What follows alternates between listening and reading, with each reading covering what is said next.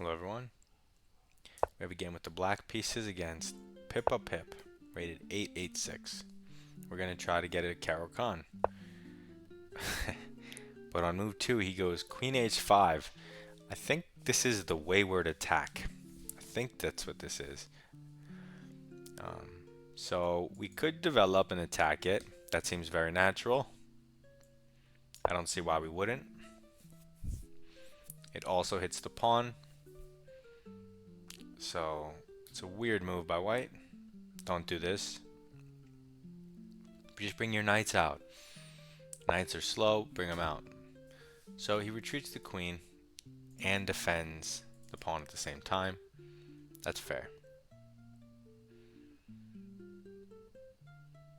I mean, he didn't put a pawn in the center, right? He also didn't develop his knight. I could just play e5. I'm going to, so not the regular caro-kann which you're used to, and it's because things have changed. He played something weird, so I'm altering what I'm doing. So he develops the bishop, looking at the king. This all makes sense. Except that I kind of want to also play d5 and put 2 pawns in the center. So that's what I'm going to do. Now I have a beautiful structure. 2 pawns in the center, attacking his bishop. He takes, we take, and now we have 2 pawns in the center. He can't take the pawn because it's protected twice. He could give this check, but that helps us develop. And he gives the check, which helps us develop our piece. And now we have 2 knights in their best squares, 2 pawns in the center. So why play the typical caro-kann setup if your opponent's not forcing you into that, right? Like, why play passively if you don't have to? So he takes, we're forced to take, and we like this trade because we get the bishop pair, and this pawn helps consolidate our center. Really, we have an amazing position. White's toast. So white goes a4 because he really has no idea what he's doing. So what are we supposed to do is just develop or create a threat. So developing seems reasonable. We could also create a threat by hitting the queen. But I'm partial to developing. Which square? I kind of want to go here because of the energy behind the pawn once I push it. Okay, so he opens he goes d3 and opens up the dark square bishop. That's fair. Let's just castle. Get the king into safety. There's a lot of moves, but castling's fine. And look at our position. Visually, it looks great. And it is great. We have a big advantage here. So he moves his queen again. His idea is to play bishop here with the pin. You always have to see what your opponent's idea is, or you're going to lose the game. So you could be like king h8, get out of the way, fine. Good move. But more forcing maybe is e4.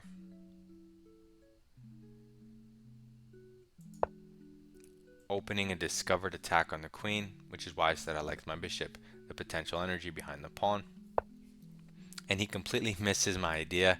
He thinks that I'm attacking the pawn, and there goes the queen, and therefore the game. See the logical sequence of events? And now he's going, oh, resign. He does not resign. He stays true. He attacks our knight, but I don't mind the trade. It's a good trade for us. So we can get the bishop out of harm's way. We could even sack it. I think sacking it makes sense. So let's sack the bishop because if he takes, we even have knight g4, winning our piece back. So in essence, we win that f2 pawn. It's not a sack. So let's do that. And now we're threatening to come in with checkmating patterns. Okay, so he develops his knight to a square where we can take it. But instead of taking it, let's go for the check, forcing this, which is checkmate, or this, which is checkmate. So 2 different checkmates regardless of which direction he goes. And that's why we don't automatically take the knight, right? Beautiful construction, beautiful checkmate. Let's go over the game. We tried to get a caro-kann. He doesn't let us because he does this. If he plays d4, then we can go d5. But he did queen h5, so we adjust what we're doing. We play a different set of moves. So, developing move for free towards the center. And then we just grab the center and develop. Very easy. And then we just grab the center and develop. Very easy. And it's for free because it comes with a threat. Beautiful position. Forced move. Forced move, we have to block the check. And free development towards the center. Beautiful position.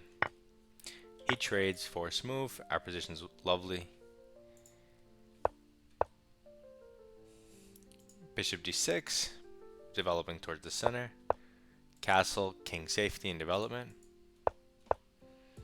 And then improving move for free. We're either going to break down his pawns, which would be bad for him positionally. We could even push, but why would we? But we're sneak attacking the queen. That's the whole thing. And it worked out. Let's just make sure. Come on, load. Anyway, he develops the bishop and hangs the queen, so we take the queen. And from here you can do whatever you want. Just consolidate, bring your pieces out. You should know what to do by now. We did it for the first time in any of the speedruns, probably. We got a 100%. It was all zeros, but instead of the usual 10 cent-to-pawn loss or 12, it's 1 average cent-to-pawn loss. 100% accuracy. Sweet. Okay. So that's nice to see. A nice easy game. Again, adjust to what your opponents do. Don't just automatically move. Hopefully this helps, and I'll see you in the next video. Good luck on your chess.